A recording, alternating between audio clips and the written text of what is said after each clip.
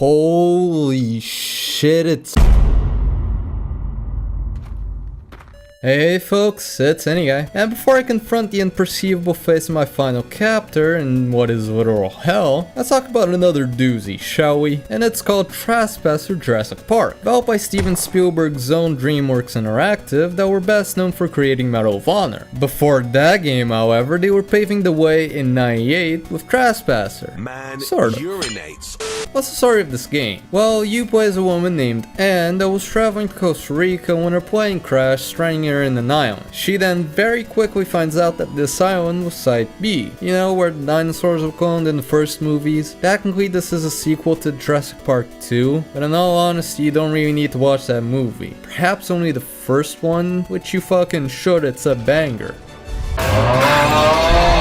And to narrate certain events and environmental set pieces, you have none other than John Hammond, the in-universe creator of Jurassic Park.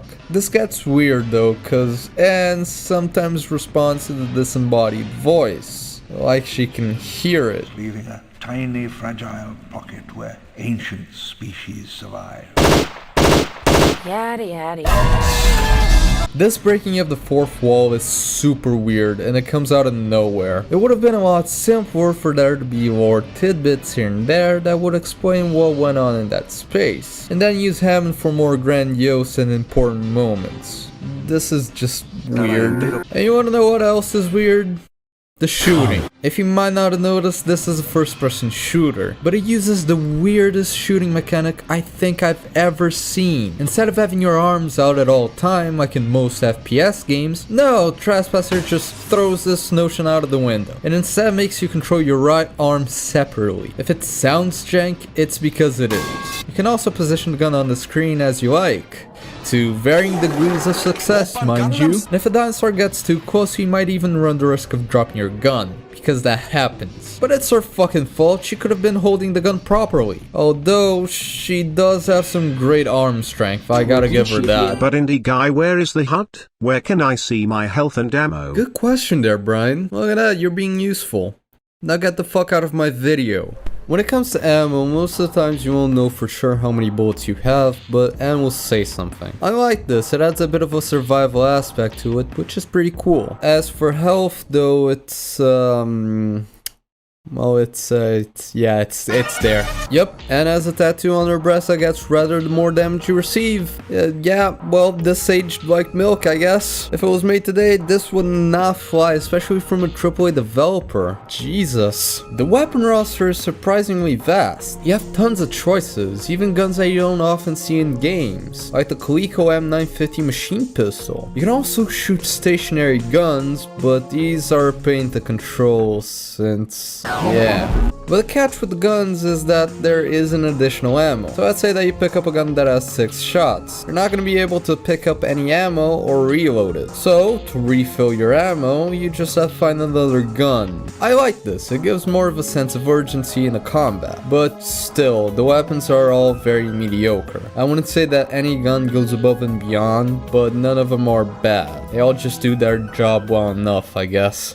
You could also pick up things besides guns. And look at this, buckos, the game has a physics engine. In 1998, a full 6 years before Half-Life 2. Yeah, it is janky as all hell, and it sometimes breaks, but it is impressive for a late 90s game. The graphics are pretty good as well. Some textures are a bit too stretched, but to compensate for this, the maps are huge. Sort of. Yeah, they are pretty huge, but they are also empty. And when they are filled up with buildings that you can enter, the game just becomes frustrating because of its jankiness. You'll be struggling to walk, having to drop your weapon to open the door, or just having it drop to the floor because you rammed your head into it so hard that the poor girl didn't have any choice other than to drop it. You know, due to the goddamn concussion. But well, what about the enemy selection? Well, there are Velociraptors and Albertosauruses, and that's really about it. Admittedly, there are various types of raptors, and fuck the yellow ones, they can just go suck a cock. There are also T-Rexes, Triceratops, Brachiosauruses, and Stegosauruses. These last three don't really attack if not provoked. They're just there to fill up the world a little bit. As for the T-Rexes, I'm pretty sure you can't kill them. Not like they pose a threat or anything. They don't really attack you, they just waddle around the map and attack the herbivores. Except for this one that pulled a gritty on me. That's a certified sauce movie moment if I've ever seen one. As you might have guessed by now, this game is jank incarnate, and it either received good reviews or awful ones. But you want to know the ultimate reason as to why this game did so poorly and why it's been basically forgotten? Well, because it released just 1 month before Half-Life. Half-Life was a game changer. It showed that you can convey a story through environmental storytelling. These big scripted sequences that had so many moving parts, so many turning cogs, were starting to become a norm. And Trespasser was buried alive beneath Half-Life's success. It still has a dedicated fan base that supports the game and managed to make it work on modern systems, but it's been mostly forgotten by the wider public.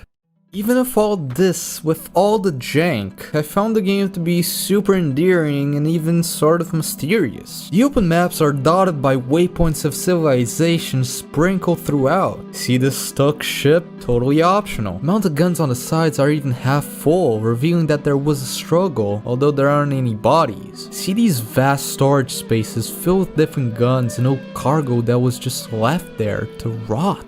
Totally optional as well. Without wanting to sound too pretentious, but these houses, these monuments of mankind's hubris and failure to play God, fascinate me. And even though they were a pain in the ass to get through, they were my favorite parts. And this is what I love about the game. Its tone is unique. It's more melancholic.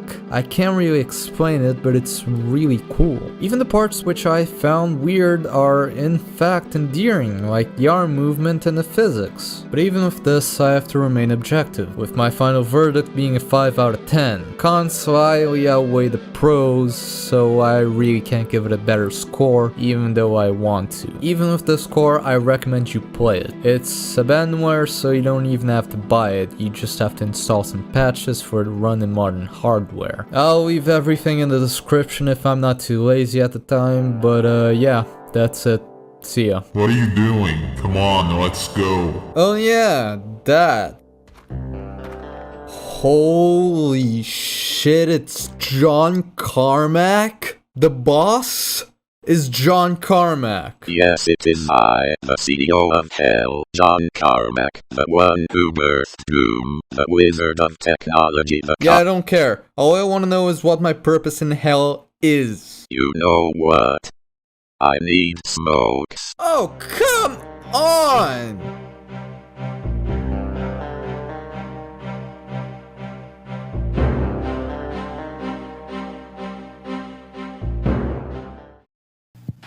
I promise you I'll always be right here. I'm right next to you.